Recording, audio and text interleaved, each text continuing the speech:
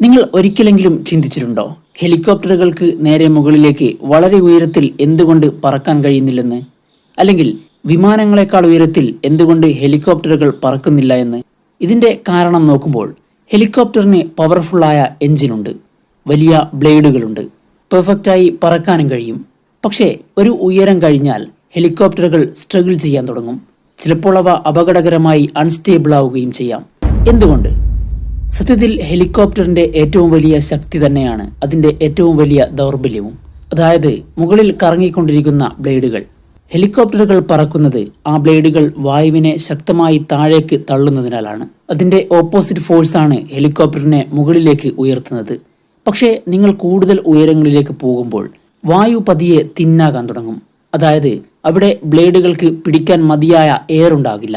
ഉദാഹരണത്തിന്, നിങ്ങൾ വെള്ളത്തിൽ നീന്തുമ്പോൾ എളുപ്പമാണ്, പക്ഷേ വായുവിൽ അതേപോലെ കൈവീശിയാൽ മുന്നോട്ട് പോകില്ല. കാരണം വായുവിന്റെ ഡെൻസിറ്റി വളരെ കുറവാണ്. ഹെലികോപ്റ്ററിനും ഇതേ പ്രശ്നമാണ്. ഹൈറ്റ് കൂടുന്തോറും റോട്ടർ ബ്ലേഡുകൾ എത്ര വേഗത്തിൽ കറങ്ങിയാലും ലിഫ്റ്റ് കുറയാൻ തുടങ്ങും. പക്ഷേ പ്രശ്നം അവിടെ തീരുന്നില്ല.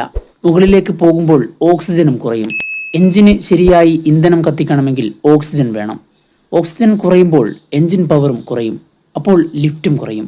അതായത് ഈ സമയത്ത് ഹെലികോപ്റ്റർ സ്ട്രഗിൾ ചെയ്യാൻ തുടങ്ങും. ഇനി ഏറ്റവും അപകടകരമായ ഭാഗം, റിട്രീറ്റിംഗ് ബ്ലേഡ് സ്റ്റാൾ.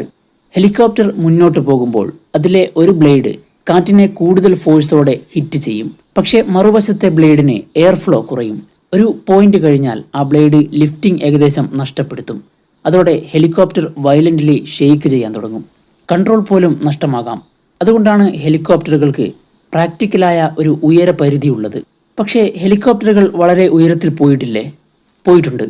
2002 ഒരു ഹെലികോപ്റ്റർ മൗണ്ട് എവറസ്റ്റിന്റെ സമ്മിറ്റിൽ ലാൻഡ് ചെയ്തിട്ടുണ്ട്.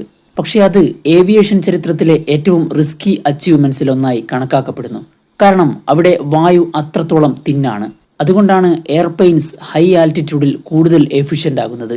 കാരണം എയർപ്ലെയിൻസിന്റെ വിങ്സ് തിന്നായ സാന്ദ്രത കുറഞ്ഞ എയറിലും വിമാനത്തെ ഗ്ലൈഡ് ചെയ്യാൻ അനുവദിക്കും. ഇപ്പം മനസ്സിലായില്ലേ? ഹെലികോപ്റ്ററിനെ തടയുന്നത് അതിന്റെ ഇന്ധനമല്ല, എഞ്ചിൻ പോലുമല്ല, വായു തന്നെയാണ്. കാരണം പറക്കാൻ ആകാശം മാത്രം പോരാ, അവിടെ മതിയായ വായുവും വേണം.